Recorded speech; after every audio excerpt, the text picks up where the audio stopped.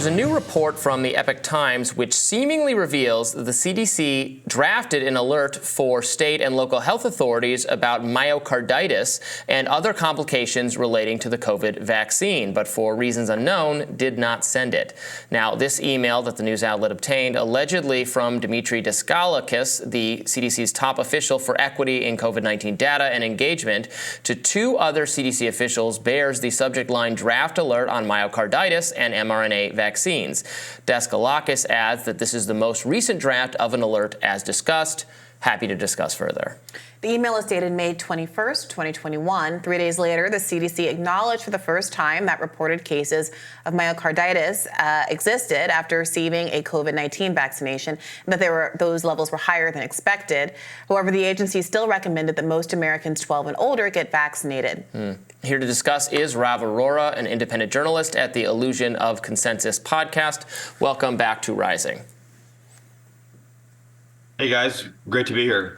Yes, thank you for joining us again. I turn to you whenever there's news on the vaccine and myocarditis front specifically. How significant is this development that there was this draft email concerning this issue, which you have talked about so much? Yeah, I think there should have definitely been an alert and some kind of public engagement on this topic. And you saw there was some earlier reporting just a couple of days prior in the Epoch Times as well that Zachary Steiber, great credit to him for this fantastic reporting about how in April, the CDC, I believe April 27th, the CDC said, Rochelle Walensky in this White House press briefing that they had deliberately looked in over 200 doses given to the American public of the mRNA vaccines, and they could not find a myocarditis signal, when in fact there were hundreds of reports in VAERS already on myocarditis up until that point. They had already consulted with the Israeli Ministry of Health, with the Department of Defense, and there was also the U.S. military as well that reported on cases of vaccine myocarditis in the military, which is kind of unsurprising because that's a kind of concentrated group of younger males who are incredibly fit and healthy, which where myocarditis cases are particularly concentrated. Yet days later, in late April, the public announcement by the CDC was that there's no signal here. And then when you fast forward to May, you have this alert that's drafted, and it's not clear what the alert was going to say. This is very vague, but days later, they do acknowledge that there is a vaccine myocarditis issue, but then they say that, well, the cost-benefit analysis for teenagers and young adults is still to get vaccinated. So they later do acknowledge it, but they don't actually change their tune, and they continue recommending it, which I think is particularly egregious when at that particular point and afterwards as well, we knew the infection fatality rates. We knew who was at risk from COVID. We knew this was primarily concentrated among elderly individuals with comorbidities, people who are obese. So for the CDC to have all this data already in VAERS, the Israeli Ministry of Health, etc., and to have this proposal for this draft not being shared to the public, and instead days later it being promoted to young Americans without any clear evidence of benefit, I think is completely wrong and just shows just how captured these regulatory agencies are.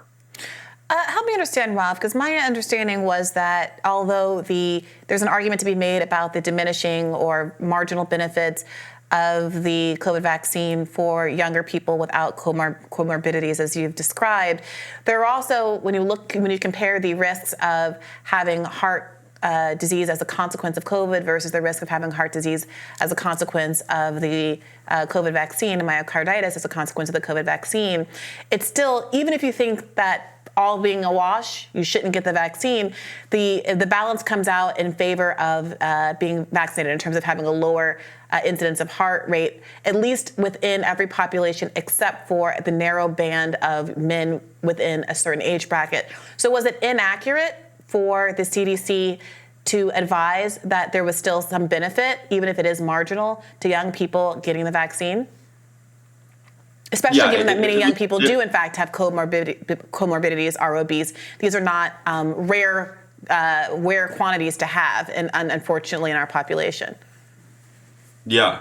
Yeah, no, it was completely inaccurate. And this particular comparison between heart complications from the vaccine versus COVID, I'm not a cardiologist. So initially for me, I was looking at this topic, and I was wondering like what's going on here because you read mainstream media and you listen to Peter Hotez, they're all talking about how the cardiac risks from COVID are far greater than the vaccine. Then I interviewed this guy, Dr. Anish Koka, who distributed COVID vaccines at his own clinic in Philadelphia, Koka Cardiology. I highly recommend you check out his stuff.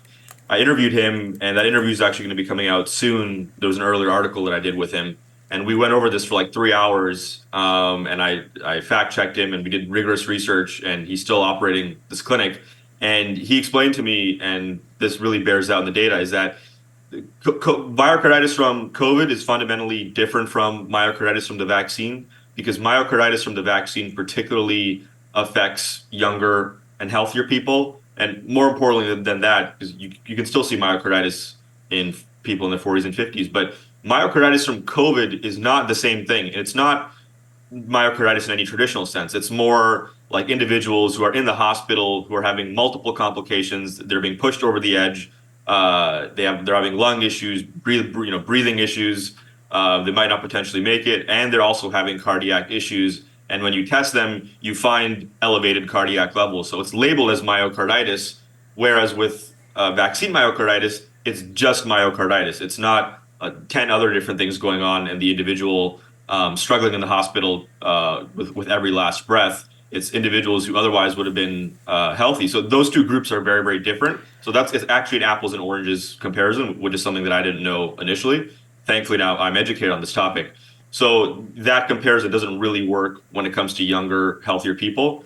Now, Brianna, you're absolutely right, and this is something that I've debated with some people and talked about, is that in the United States, comorbidities are real. It's not just 0.0000 something percent of the population. There are significant rates of obesity. But when it came to the vaccine discussion, the CDC just refused and just were not doing an honest conversation about risks and benefits. There was just always this very strange, from the outside and to many other scientists, a very strange, like dogmatic approval and promotion of these COVID vaccines in younger Americans when they hadn't done that proper risk benefit analysis, right? How much are we actually lowering mortality? What are the risks of myocarditis versus, preventing hospitalization from COVID?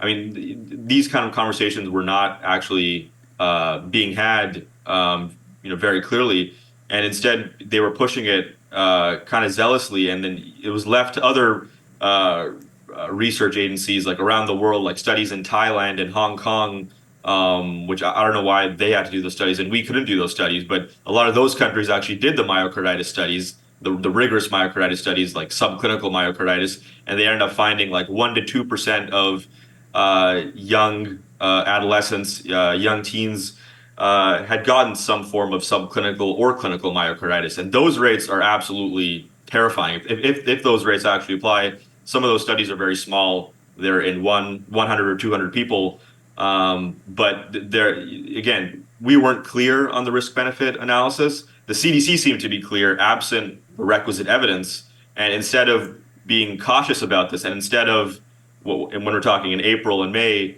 when they had gotten all these reports in VAERS and Israeli Ministry of Health and Department of Defense, instead of being like, oh, let's be careful here, let's maybe recommend this to elderly people or to people who are vulnerable, the CDC never did that. They never did what European countries like Denmark and Sweden and certain Asian countries did. Here we had this, potentially predictably, this very zealous pharmaceutical traditional American approach where it's all about medication, vaccination, just you got to take these products by Pfizer and Moderna, and if you question it, then suddenly you're anti-vax. That's not how science should be done, and the CDC completely failed, in my opinion.